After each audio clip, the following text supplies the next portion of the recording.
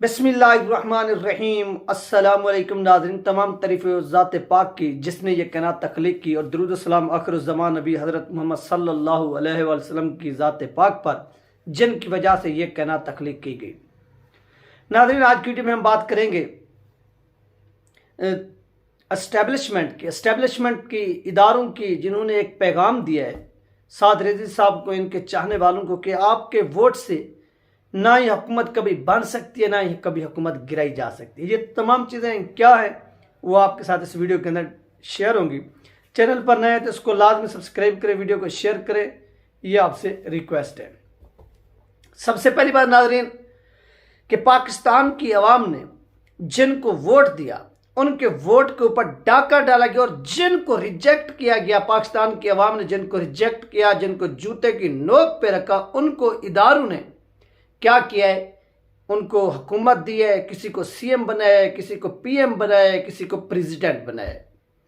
ये एक पैगाम दिया कि पाकिस्तान की आवाम को कि आपकी जो अहमियत है वो कोई भी नहीं, बिलखसूस उस जमात को जिसके जो वोटों की तादाद 60 लाख से ज़्यादा थी, लेकिन उसके वोटों की तादाद 40 लाख बताई गई और उसे सिर्फ एक नशस्त दी गई।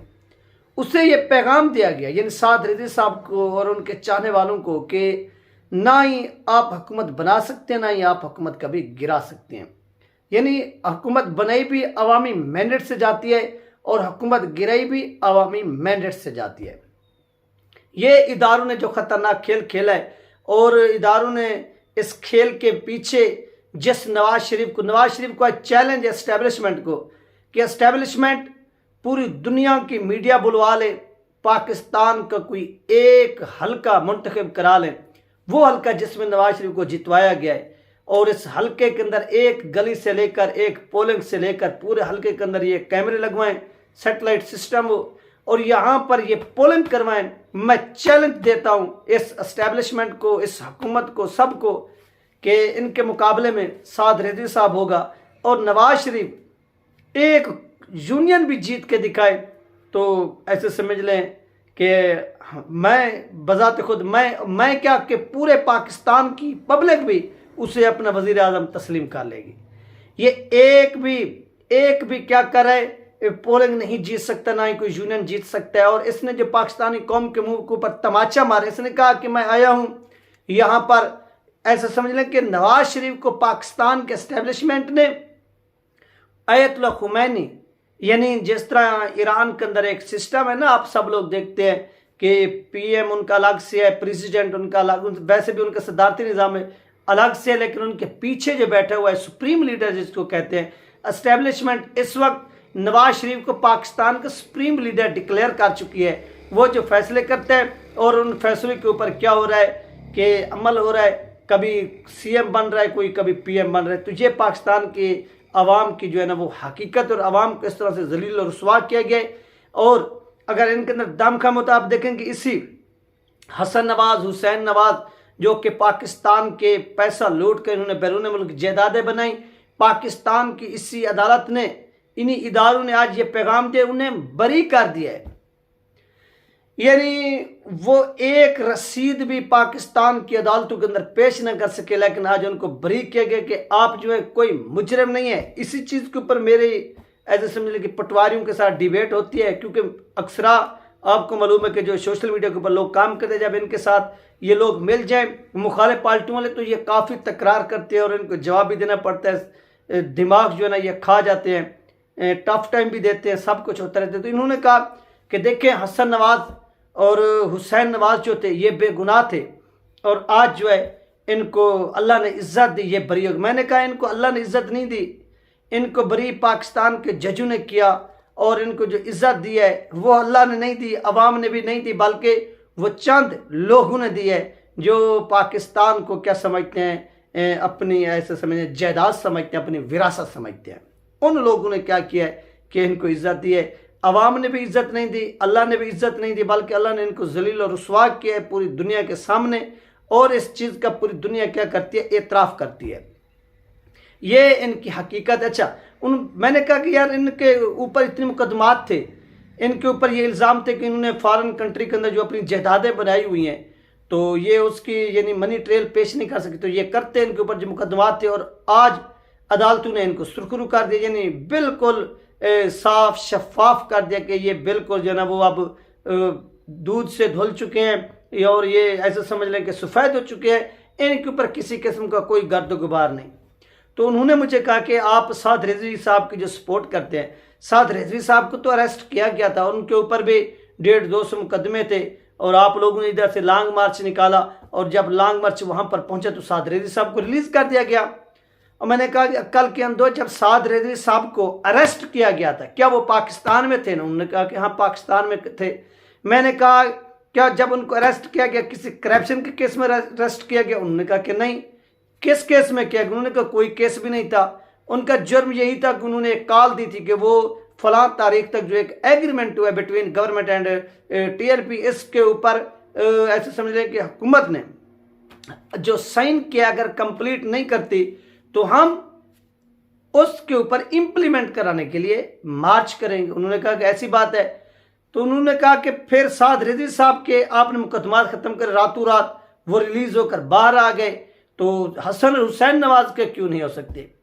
मैंने उनको समझाया कि मेरे भाई हसन और हुसैन नवाज ये इंटरनेशनल चोर हैं, इन्होंने पाकिस्तान का पैसा यहाँ से हड़प किया है, अपनी जायदादें बनाई हैं, पाकिस्तान को नुकसान पहुंचाया है, और ये आज तक वो मनी ट्रेल भी पेश ना कर सके, जिसकी वजह से इनको नायल किया गया, इश्तिहारी करा दिया गया, और इन इश्तिहारियों को फिर आज मुहिब वतन जो ना वो भी डिक्लेयर किया गया।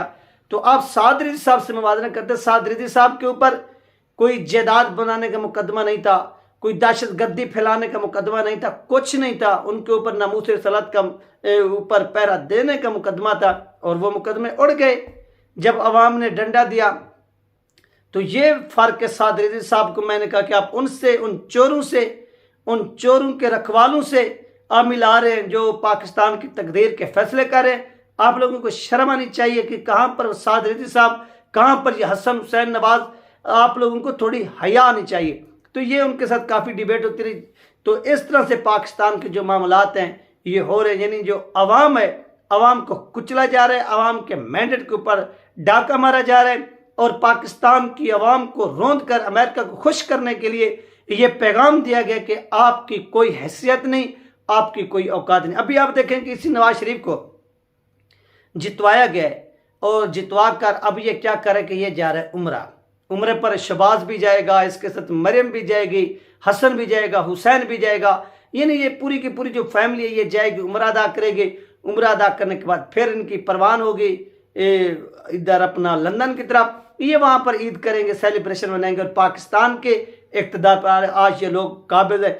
चंद हजार लोग हैं जो पाकिस्तान के इक़्तिदार पर काबिज हैं, चंद हजार लोग, और इन चंद हजार लोगों को गिराना चाहिए, इनके खिलाफ स्ट्रगल करनी चाहिए। अगर कोई गिरा सकता है तो वो साद हुसैन रिजवी साहब हैं, वो इंशाल्लाह इनको गिराएंगे, और इनसे हिसाब भी लिया जाएगा जिस तरह से ये पाकिस्तान को लूट रहे हैं, और लूट कर क्या कर रहे हैं, खा रहे हैं। एक एक चीज़ का जो एहतसाब है इनसे होगा। ये जो भी गुंडागर्दी कर रहे हैं, एक न एक दिन इन लोगों ने ज़रूर जो है वो पकड़े जाना है, और इनके एहतसाब पूरी दुनिया देखेगी। ये बच नहीं सकते एहतसाब से, इनको जवाब देना पड़ेगा, और पाकिस्तान की कौम ये एहतसाब इनसे लेगी। बाकी इदारे जो हैं अपनी क्रेडिबिलिटी जो है ना वो मुकम्मल तौर पर खो चुके हैं।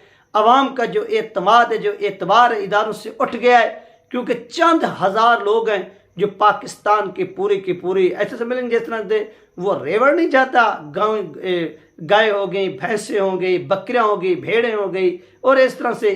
तो उनका जो रखवाले होते हैं, यानी अगर सैकड़ों की तादाद में वो जा रही होती है तो उसे 2-3 लोग होते हैं जो उनको काबू किए हुए होते हैं। और पाकिस्तान के अंदर अवाम की भी वैसी की वैसी हैसियत है कि इनको काबू भी इसी तरह से किया हुआ है। ये रेवड़ है, और चंद लोग हैं जो ऊपर, यानी 24 करोड़ अवाम ये रेवड़ हो गई, और इनमें से सिर्फ चंद हजार लोग हैं जो 24 करोड़ अवाम को क्या किए हुए हैं, काबू किए हुए, अपने कंट्रोल में लिए हुए हैं। ये उनकी ताकत है, ये इनकी ऐसे समझ लें कि एक अहलियत है, जिसकी बुनियाद पर वो डंडा देकर जो है ना वो जो चीज़ उनके दिल में आती है वो मनवा देते हैं।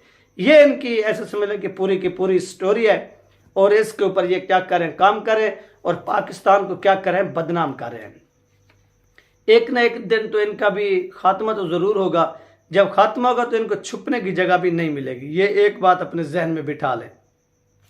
यह थी नाज़रीन अहम तरीन अपडेट जो आप लोगों के साथ शेयर की गई है। अपना ख्याल रखिएगा, मुझे दो में याद रखिएगा। मिलते हैं नेक्स्ट वीडियो में। अल्लाह हाफिज़।